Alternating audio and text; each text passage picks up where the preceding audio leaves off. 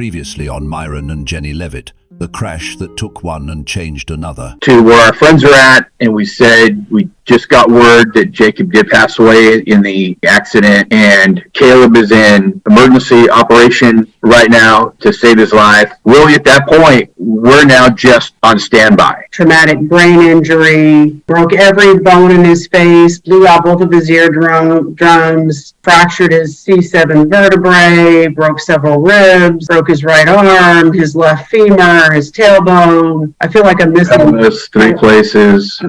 But all of those came slowly as they stabilized him a little more, and then he was in a coma for part of that. We didn't know. They warned us when they have a traumatic brain injury, you never know what you're going to get. We had to take turns at the hospital, day shift, night shift, and then we had some folks from the church that would come up and relieve us, as well, especially when he came out of the coma, and the state troopers came back to tell us that basically the law says that when he's out of the coma, if they stop by, they have the right to talk to him without us knowing, without even getting permission from the staff. Yeah. So we really made the effort to make sure somebody was with him at all times, which we would have anyway, but there was always that lingering concern that what if we don't know what the state troopers are going to say or what they're going to do, or, and then,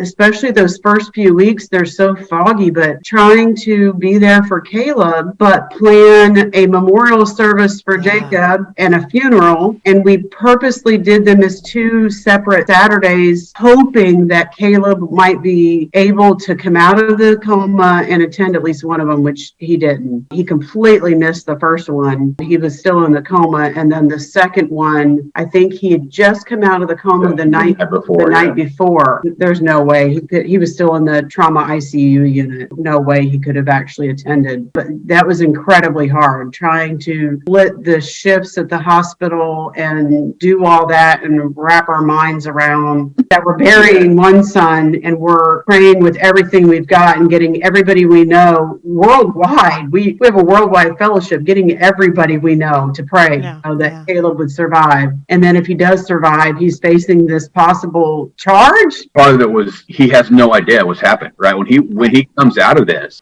we know Caleb, right? The first thing he's going to ask is, why am I here and where is Jacob? And so, we're taking turns, because knowing that the day is coming where when he comes out, he's going to be asking what happened. And, thank goodness I was so grateful that it was late in the wee hours of the morning that Friday before Jacob's memorial service. And I'm up there and there by myself, in the waiting room, just waiting. And the nurses came out and said, he's awake and he wants to talk to you. We didn't want him to catch wind of this on the news or somebody else tell him, I had to go in and break the news that Jacob is gone. And in this same conversation, I have to have this conversation with him that says, and son, listen, the cops are going to come and talk to you. And here's what I want you to say when they do. So I'm prepping him for this inevitable conversation with the police, with the investigators. Does he remember what happened? No, he remembers nothing. Honestly, that's probably God's grace. Yeah.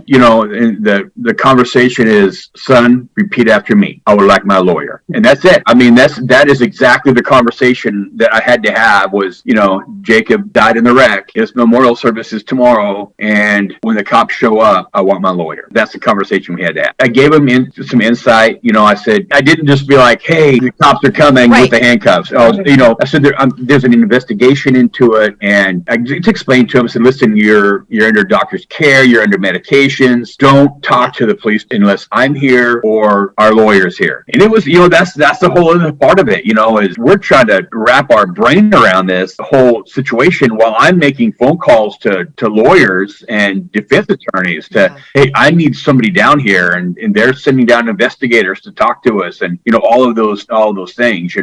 We make it through the funeral. Then the week later is the memorial service, and Caleb has come out of this coma. I tell you, it was so scary, and you understand it. What do? You don't know if you're going to get your oldest son back, and if he does come through this, what is he going to be like? He's got this traumatic brain injury. I mean, one time I remember, this is probably the scariest part of it, was Jenny was actually back with him. He had just come out of the coma, and it might have been the day of the service, or maybe the next day, something like that. She comes running out. She's, I need you in here now. And I go in there, and Caleb is just, oh wow, I mean, psycho, crazy. I mean, these drugs, and they call it ICU psychosis. And there's stuff going on inside of his brain that nobody else is seeing, but it is so real to him. And anybody close to him, the doctors, the nurses, they're trying to help him, and he is totally convinced that they're trying to kill him. And